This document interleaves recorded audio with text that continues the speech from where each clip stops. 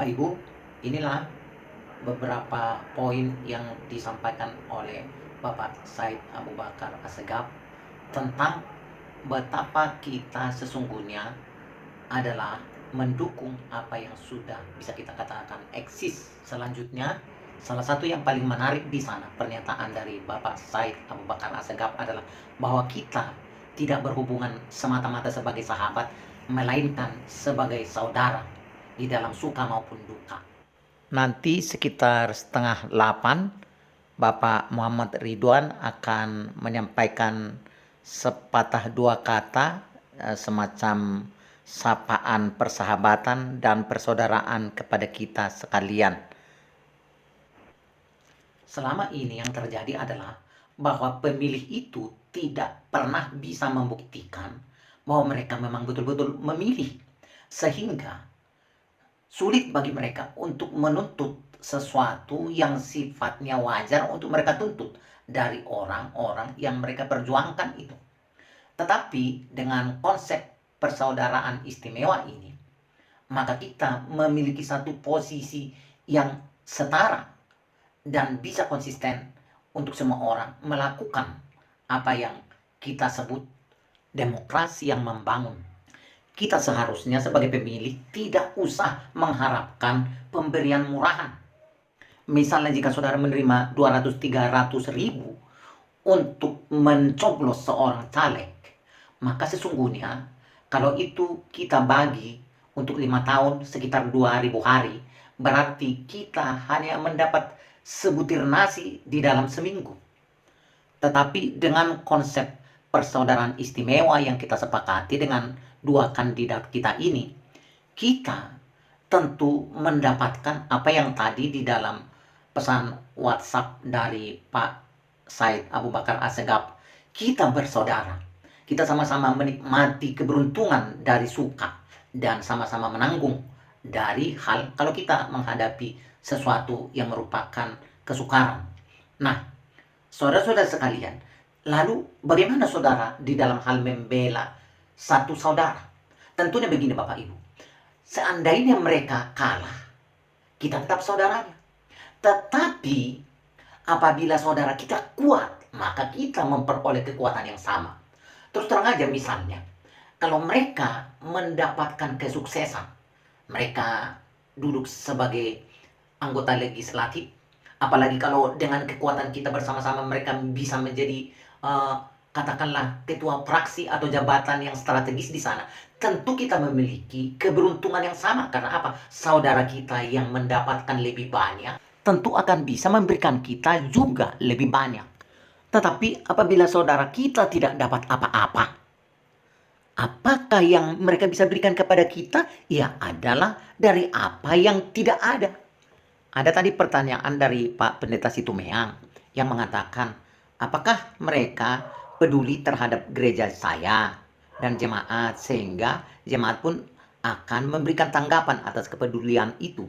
Saya menjawabnya begini Pak, setelah kita melakukan pembicaraan dengan Bapak berdua ini Pak, mereka tidak menuntut kita apa-apa, tetapi kita juga tidak menuntut mereka apa-apa. Tapi terus terang aja Pak, setelah bertemu tanpa kita minta apa-apa, mereka memberikan uang minyak kita. Lalu tanpa mereka tuntut saya mensosialisasikan mereka, saya mengajak orang untuk mendukung mereka. Ketika saya melakukan itu, sekaligus dalam perjalanan saya dengan istri, saya jumpa orang, jumpa kenalan, jumpa saudara. Ya, katakanlah paling-paling bensin saya yang keluar, ya katakanlah 5 liter. Tetapi tanpa saya minta ini Pak, tanpa saya minta, mereka sudah memberikan saya setidaknya untuk biaya bensin sekitar kurang lebih 500 liter. Jadi di dalam kepedulian terhadap sesama saudara itu, kita tidak bisa mencari siapa yang harus duluan. Jadi kalau saudara menuntut Bapak berdua ini untuk lebih dulu peduli terhadap gereja Bapak dan jemaat Bapak, itu artinya Bapak menjadi subjek dan mereka menjadi objek. Tetapi di dalam persaudaraan Pak, biarlah kita masing-masing mempertanggungjawabkan kepedulian kita kepada saudara kita. Dan kita tidak perlu menunggu pihak lain, melainkan kita berbuat saja apa yang bisa lakukan. Dan kita meyakini apa yang telah kita lakukan. Nah, saudara, setidaknya udah puluhan pendeta yang membuat penandatanganan nota persaudaraan di atas meterai. Tentu kita semua tahu bahwa mereka mengerti konsekuensi dari suatu janji yang ditandatangani di atas meterai. Tetapi sebaliknya kita juga harus ngerti apa konsekuensi dari kalau kita sudah berjanji di atas meterai. Katakanlah kita tidak akan terpidana, mereka tidak akan terpidana. Tetapi saudara-saudara yang kekasih dalam nama Tuhan, bahwa kita memerlukan pertanggungjawaban kita itu adalah jauh lebih ringan daripada mempertanggungjawabkan pelanggaran kita terhadap suatu janji yang kokoh, yang bersifat tertib, yang bersifat terbuka, yang bersifat terdata secara konkret. Tetapi yang paling menarik adalah dengan nota persaudaraan istimewa ini, sesungguhnya kita sama-sama diuntungkan Bapak Ibu. Termasuk mereka, termasuk kita. Makanya saya secara pribadi bergembira untuk itu. Dan saya sudah melihat Bapak Ibu Saudara yang kasih dalam nama Tuhan, seperti disampaikan oleh Bapak Pendeta Sinaga GSJA tadi, bagaimana penilaian beliau tentang attitude, tentang perangai dari kedua Bapak kita ini. Saudara sudah dengar sendiri.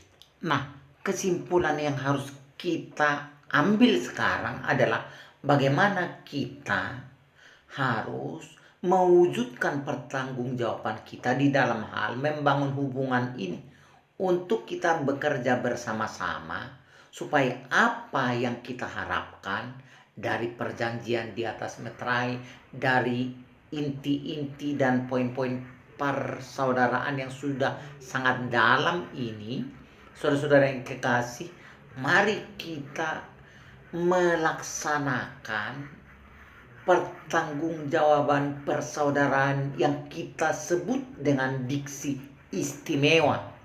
Istimewa adalah karena dia unik, karena dia dikerjakan oleh orang-orang yang merupakan tokoh-tokoh kasih, tokoh-tokoh kejujuran. Nah, saudara-saudara, tindakan finishing untuk pertanggungjawaban kita adalah bagaimana suara itu betul-betul konkret di TPS, dan bagaimana yang konkret itu bisa kita buktikan. Salah satunya adalah dengan kita foto hasil pencoblosan kita itu, setidaknya pada saat suara yang kita dukung itu dihitung. Jadi setelah kita coblos suara untuk Bapak Said Abu Bakar Assegaf dan Bapak Muhammad Ridwan, kita di dalam penghitungan suara memfoto bukti penghitungan bahwa nama mereka itu tercoblos termasuk oleh tangan kita sendiri dengan jelas dan tidak batal. Kemudian bisa dikirimkan hasilnya kepada saya maupun langsung kepada kedua kandidat kita.